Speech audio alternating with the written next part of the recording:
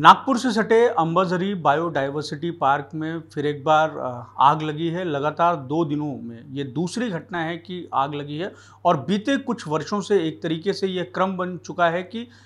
हर साल गर्मी के दिनों में यहाँ पर आग लगती है। आखिर आग लगने की वजह क्या है और आग को बुझाने के लिए अग्निशमन दल जो काम करता है वो कितना चुनौतीपूर्ण होता है, इसी पर अधिक बातचीत करने के लिए हमारे साथ नागपुर महानगर पालिका के मुख्य अग्निशमन अधिकारी बीपी चंदन खेड़े सर हैं। सर ये बताएं कि ये एक तरीके से हम देखते हैं कि क्रम सा बन गया है कि जो शहर के आसपास जो जंगल का भाग है वहाँ पर आग लगने की घटना बहुत ही सामान्य हो गई है हर गर्मी के दिनों में। जनरली अपन अभी जो biodiversity park Hingna road MRDC का जो फायर कल भी लगी थी। बड़ी मुश्किल से उसको 4 या 5 घंटे में महानगर पालिका के अग्निशमन विभाग और MRDC और वाड़ी की फायर सर्विस इन्होंने बुझा है। फिर आज भी 10:46 में फिर वही फायर लगी कि जो कंटिन्यू अभी हमारे भी अग्निशमन विभाग के 5 गाड़ियाँ MRDC की और ये ऐसे 7 गाड़ियाँ वर्किंग में है और फायर एक्सटिंग्विश का प्रोसेस चालू है। अब ये जनरली फॉरेस्ट फायर जो है यही बायोडाइवर्सिटी पार्क या दूसरी भी जो फॉरेस्ट फायर है वो जनरली ये समर सीजन में ज़्यादा होती है, इसलिए कि घास सूख जाता है। 4-4 5-5 फीट घास उसकी हाइट रहती है, प्लस उसका जो झाड़ों की जो पत्तियाँ हैं वो भी सूखी नीचे गिरती है और इसके कारण जो स्पेशली 4-5 काजेस है कि जो फायर लगने के या वो फॉरेस्ट साइड में जो लेबर लोग काम करने वाले रहते हैं तो वो बीड़ी या सिगरेट पीते हैं और फेंक देते वैसे ही, उसके कारण से ही फायर लगती है। सेकंड जो है कि झाड़ों के वजह से कि दो झाड़ों का फ्रिक्शन होने की वजह से एक टेम्परेचर क्रिएट होता है कि जितनी आग लग सके। तीसरा कांच के कारण, क्योंकि क्या सके सनलाइट के वजह से जो कांच है उसका जो लाइट है वो सराउंडिंग में जो घास है उसमें उसको गर्म करता है, उतना टेम्परेचर के बाद ऑटोमेटिकली वो फायर लगना चालू हो जाता है। और एक चौथा है कि जो हाई एक्सटेंशन लाइन ये जनरली जाती है, उनके वजह से अगर स्पार्क हो गया तो उसकी जो स्पार्क जो चिंगारी है अगर वो नीचे गिरी तो उससे फायर लगती है जनरली वो। इसी के कारण जनरली मैक्सिमम हम कौन सी भी फॉरेस्ट फायर में आग लगती है। बायोडाइवर्सिटी पार्क में जो घटनाएं हो रही हैं उसको संदेह की नज़र से भी देखा जा रहा है। आपको लगता है कि किसी तरीके के उसमें संदेह की नज़र से देखे जाने की ज़रूरत है क्या? और जो पूर्व की घटनाएं हुई हैं उसको लेके वन विभाग को किसी तरीके की सूचना अग्निशमन विभाग के द्वारा की गई हो और उसकी पूर्तता करने के लिए कहा गया हो, क्या वो पूर्तताएं नहीं हो रही हैं जिसकी वजह से ये घटनाएं लगातार हो रही हैं? क्योंकि उसमें वन संपदा का नुकसान हो रहा है, थोड़े बहुत प्रमाण पे ही सही, लेकिन वन संपदा का नुकसान हो रहा है और जो शहर के आसपास है जो फायर है वो कुछ अनुचित लोगों के कारण या प्रकार हो रहा है ऐसा तो मैं नहीं बोलूँगा, क्योंकि वो इन्वेस्टिगेशन का पार्ट है या फॉरेस्ट डिपार्टमेंट उसको तय करेंगे। लेकिन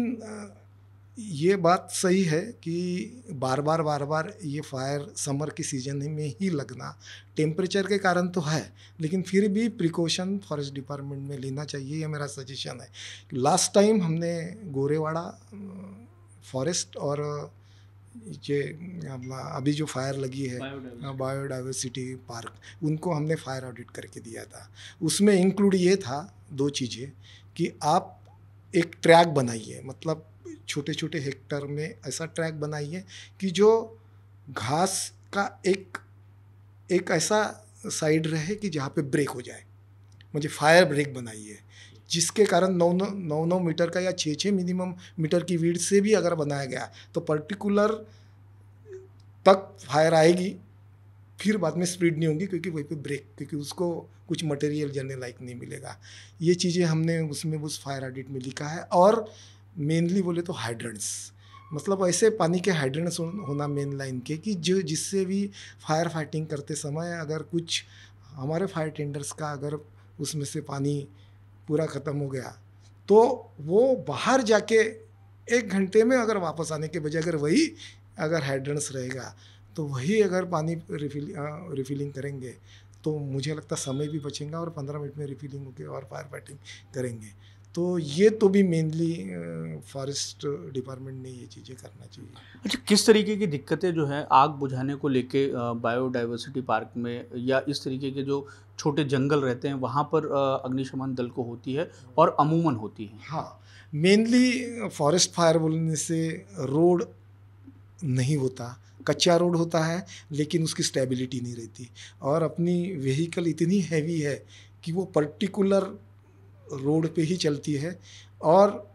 वहीं पे फिर बाद में घास है 4-4 5-5 फीट के घास रहने से ये पता नहीं चलता कि साइड में क्या है, गड्ढा है ये क्या है, तो वो दिक्कतें आती है। फिर भी हम गाड़ी एक सेफ़र जोन पे रख के हम उसको पाइप जो है होज पाइप हम 500-600 फीट तक फैलाते हैं और हमारे फायर फाइटर वहीं तक जाते हैं। रिस्क इतनी रहती है कि सांप वगैरह बहुत सारी चीज़ें रहती है तो उसको भी अपने आप को सेफ रख के वो फायर फाइटिंग करना पड़ता। लेकिन वो दिक्कतें वो जाती है समय पे कि उस पीरियड में अगर एटमॉस्फेयर के ऊपर भी डिपेंड करता है क्योंकि हवा अगर ज़्यादा तेज़ चली है तो एक साइड से फायर होके दूसरे साइड में ऑटोमेटिकली चली जाती है कि जितनी स्पीडली वो जाती है उतनी स्पीड में फायर फाइटर नहीं जा सकते। वो एक कारण है तो इसके वजह से वो स्पीड होती रहती है। तो ये और दूसरी बात ये है कि वहीं तक फायर कोई से डीपली की जो 1-1 किलोमीटर की जहाँ पे कोई रोड नहीं है वहाँ तक भी फायर गई तो हमारे पास दूसरा ऑप्शन नहीं रहता एक के अलावा कि फिर हमारे फायर बीटर से काम करना पड़ता। फायर बीटर यानी हाथ में एक तो इम्प्रोवाइज फायर बीटर बोले तो झाड़ू की पत्तियाँ लो, डगाली वो 2-4 लो और अंदर घुसो और उसको प्रेस करो, मतलब उसको मारो फायर को, तो ऑटोमेटिकली फायर बुझ जाएंगी। या हमारे पास एक फायर बीटर है उससे काम करो, तो ये इससे हमको फिर 1-1 किलोमीटर अंदर जाके फायर फाइटिंग करना पड़ता है। धन्यवाद सर हमसे बात करने के लिए। तो ये थे नागपुर महानगर पालिका के अग्निशमन विभाग के मुख्य अग्निशमन अधिकारी बीपी चंदन खेड़े, जो हमें बता रहे थे कि किस तरीके से अग्निशमन दल को जो जंगलों में लगने वाली आग है उसको बुझाने में दिक्कतें आती है और अग्निशमन विभाग ने जो पूर्व के अनुभव मिले हैं उसके अनुसार वन विभाग को ये सूचना भी दी है कि अगर आग लगने की घटनाएँ हों तो उसको नियंत्रित करने में किस तरीके से आसानी जो है वो आई जा सकती है, आसानी हो सकती है। लेकिन इस तरीके के जो इंतज़ामात हैं, जो सूचनाएं दी गई थी उसकी पूर्तता नहीं होने के कारण जो आग लगने की घटना हुई है वो उसको नियंत्रित करने में कहीं ना कहीं दिक्कतें आ रही हैं। कैमरामैन लोकेश मोहिते के साथ दिव्येश द्विवेदी, यूसीएन न्यूज़, नागपुर।